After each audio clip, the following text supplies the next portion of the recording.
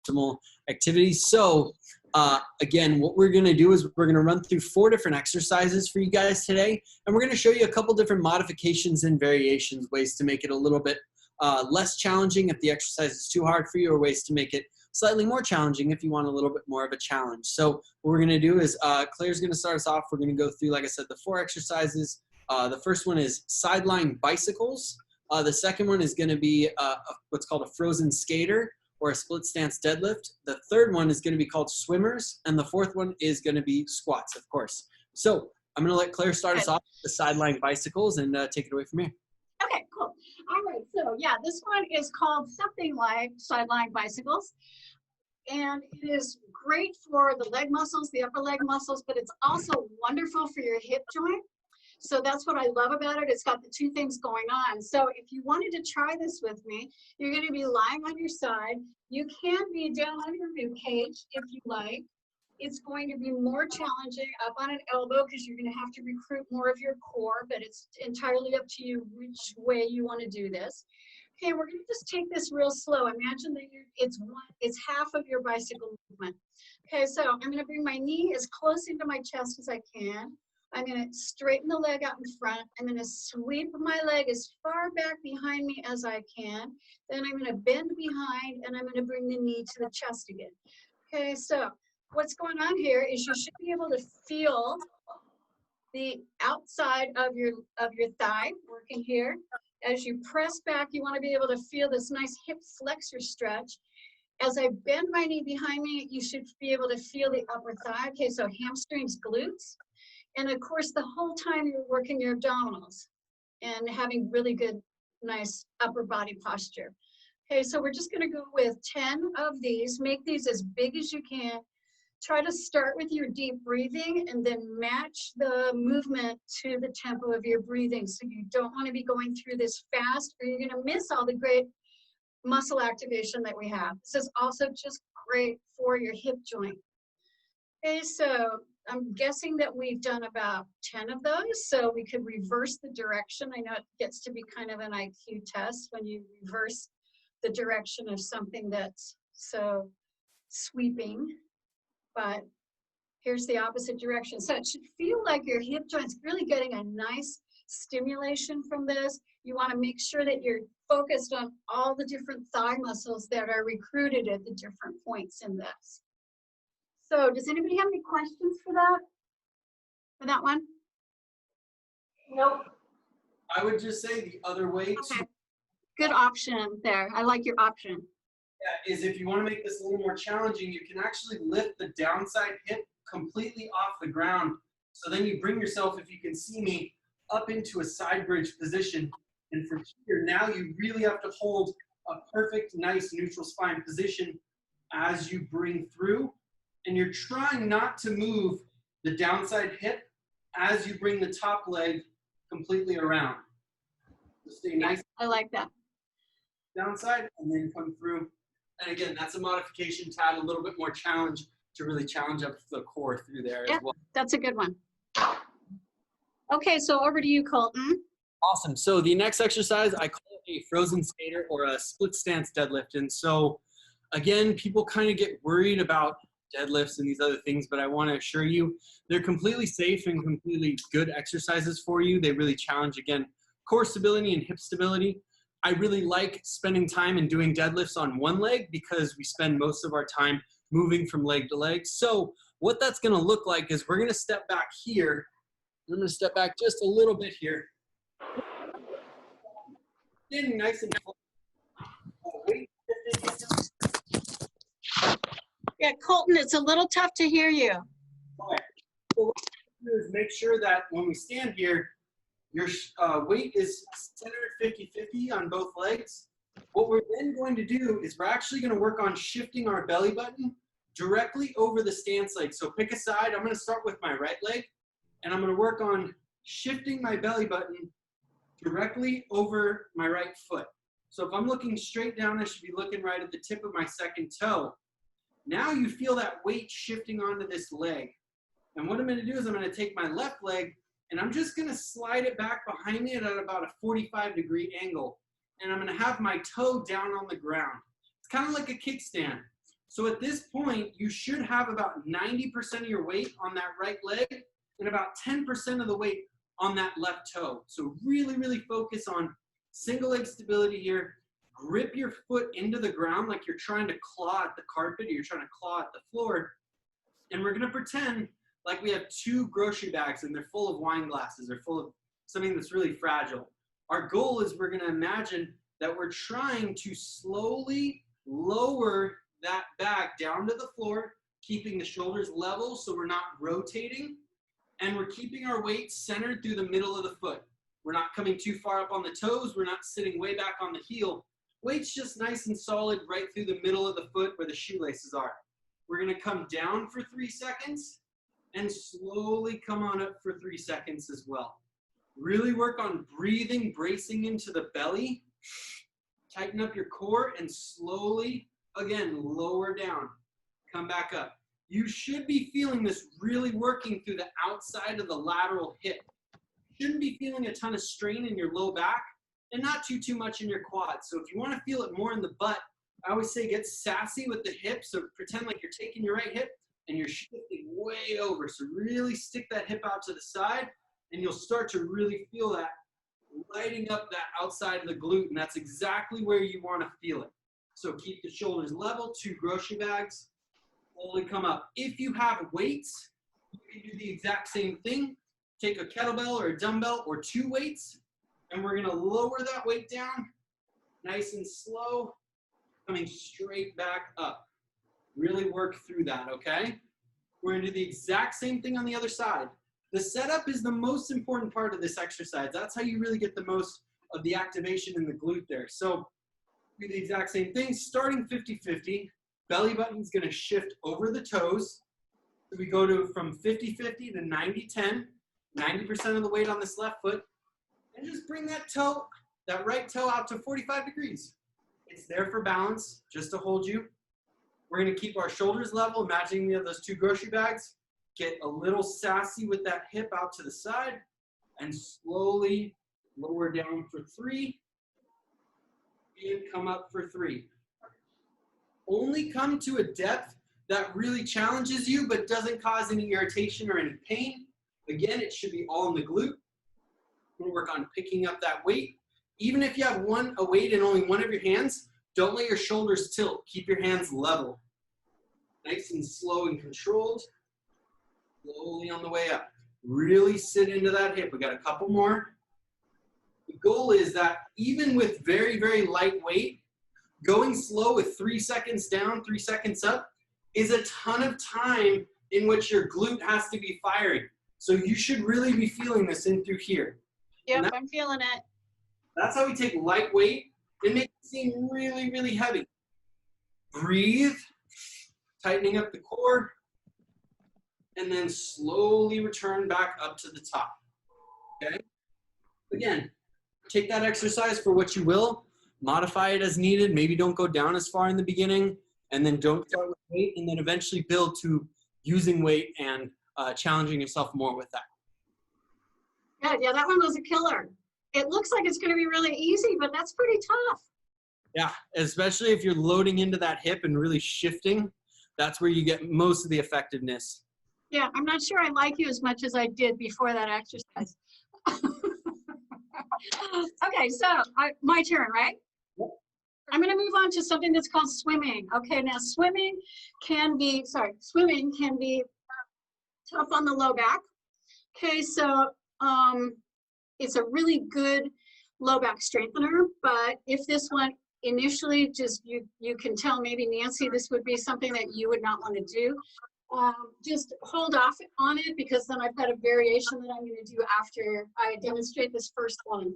Okay, so for swimming, I'm just going to be lying prone. Okay, arms are going to stretch out ahead of you. Legs are stretched all the way back. You're lying all the way down. The first step here is we're going to lift the chest, the arms, and legs, holding here in a little bit of like a canoe shape. Okay, and from here, you're just going to swim. So I am really feeling my hamstrings and my glutes and even the front of my leg. I'm trying to lift my thigh as much as I can off the floor. I'm trying to relax my shoulders down away from my ears. Okay, so this is definitely a low back strengthener. It's really working your legs, not for everybody's back, okay? So if you felt like that was one that you really shouldn't be doing for however your back is, here's my modification for this. It would be getting into a downward dog position, or sorry, not a downward dog, a bird dog position, where you've got opposite arm, opposite leg. I'm really recruiting my abdominals and my glutes to stabilize. And from here, I'm just gonna lower my hand and my foot and then lift them right back up again. Okay, so be careful of this. It's possible that with some people's backs that this is actually also going to be too much. Okay, but give that one a try. It's gonna be less taxing on your low back than the swimming was.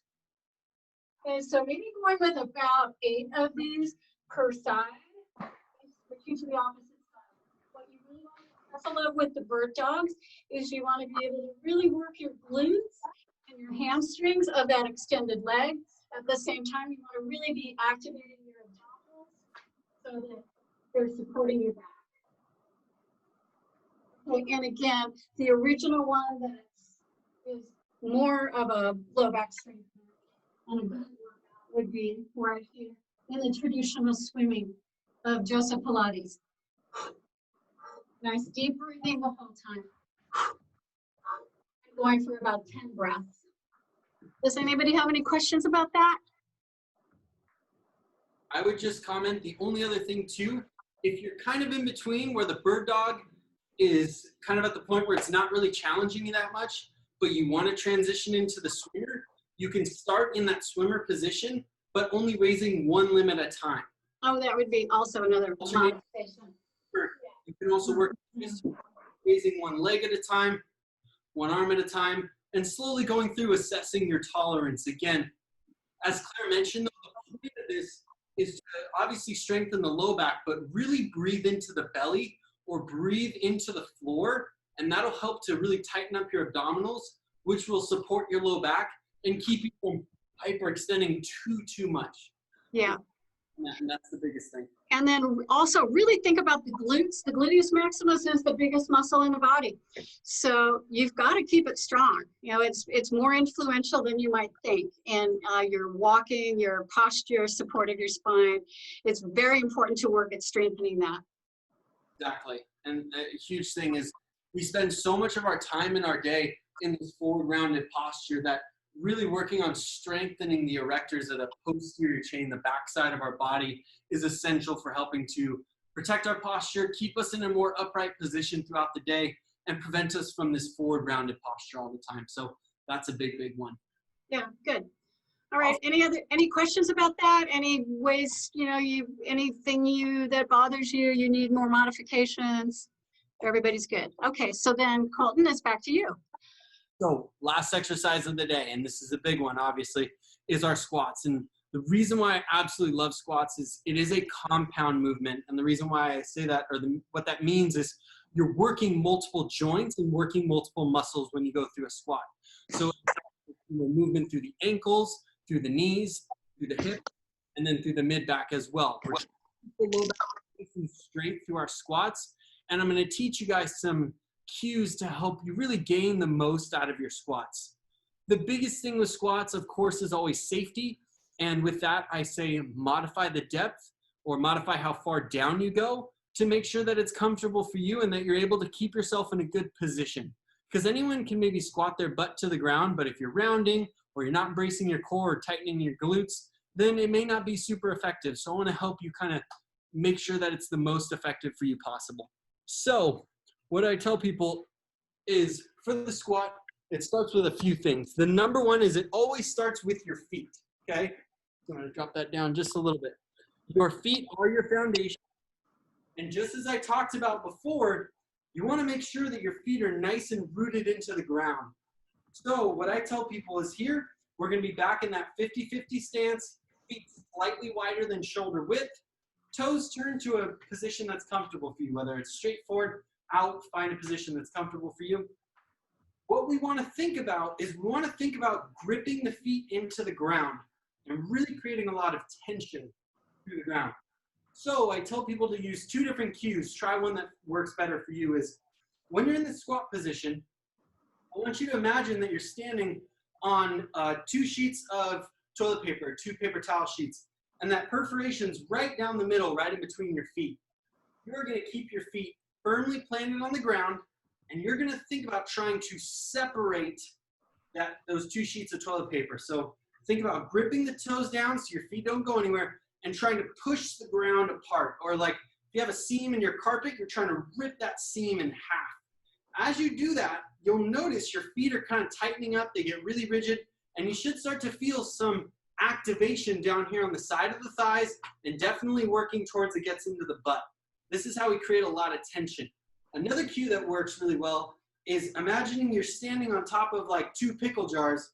You're trying to grip the toes down and open the feet without moving them. You're trying to like screw open those pickle jars. With some people, they get more activation in the glutes with that.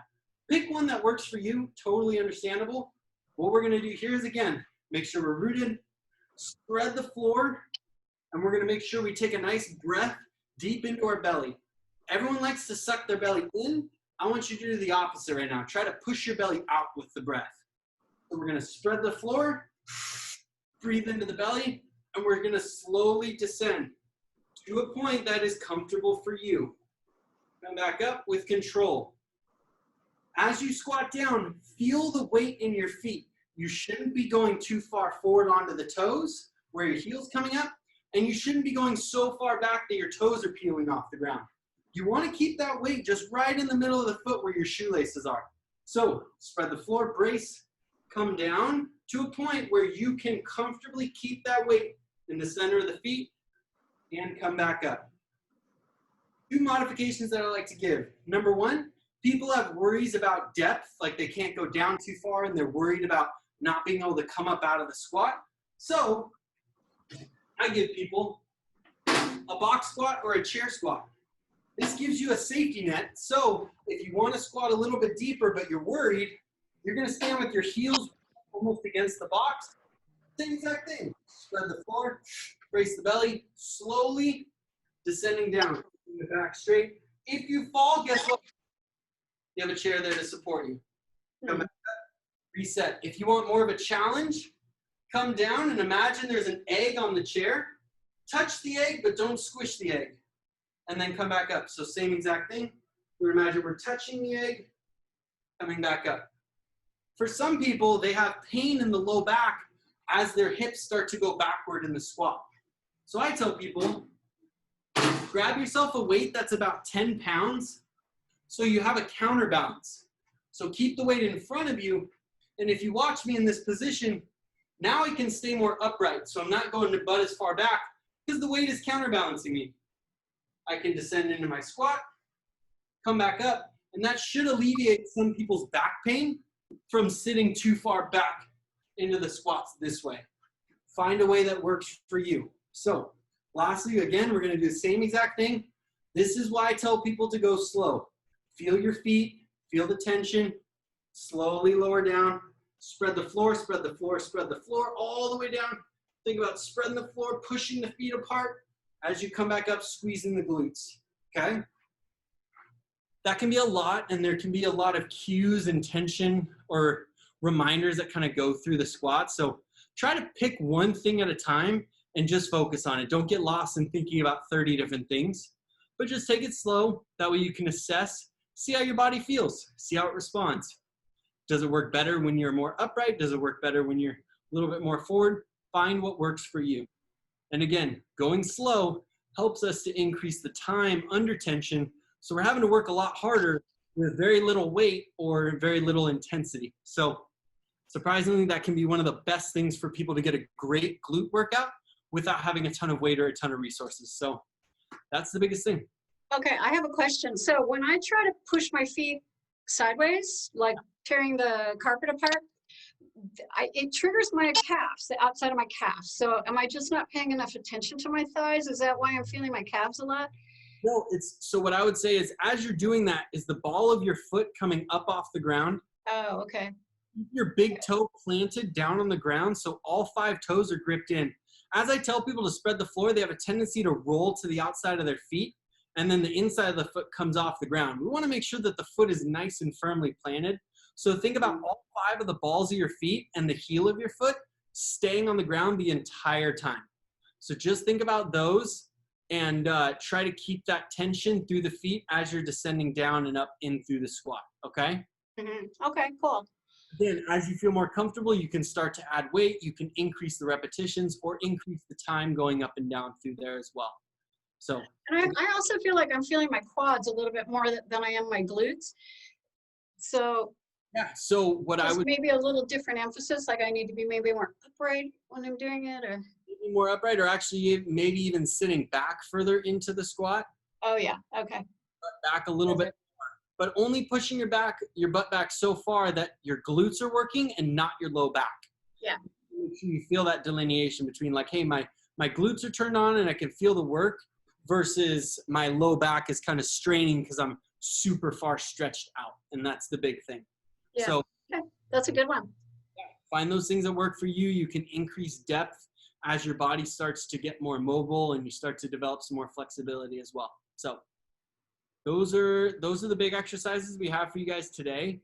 So just wanted to say thank you to everyone for tuning in. If you guys have any more questions at all, I'm going to go ahead and just put my email and Claire's email in the chat box. So you guys can copy paste that right now.